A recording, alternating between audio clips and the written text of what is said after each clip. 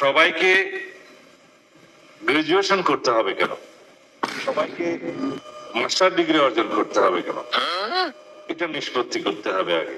তাহলে বিশ্ববিদ্যালয়ের ওই আবাসিক সমস্যাও কমবে এবং শিক্ষকতার যে গুণগত মান সেটাও বজায় রাখা যাবে এবং ছাত্রদের রিক্রুটমেন্টের সময় একটা গুণগত অবস্থা বজায় রাখা সক্ষম হবে।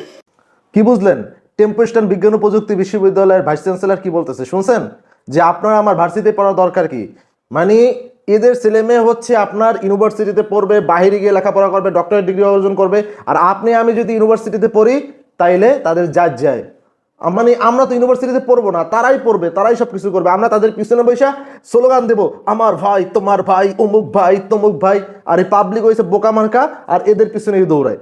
আরে ভাই একবার চিন্তা করে দেখেন, এরা চায় না যে আপনি শিক্ষিত হন, এরা চায় আপনি সারা জীবন ভোদাই থাকেন, মূর্খ থাকেন, আপনি সারা জীবন এদের পিছনে দৌড়ান। আর এদের পিছনেই আমাদের দেশের পাবলিকরা দৌড়ায়। তো এদের থেকে আসলে সাবধান হন, বুঝছেন? নিজেকে বোঝেন, নিজেকে চেনেন। এইসব নেতা খাতার পিছনে দৌড়ে কোনো লাভ নাই। এরা হচ্ছে আপনাকে শুধুমাত্র ব্যবহার করে। তো সবাই ভালো থাকবেন।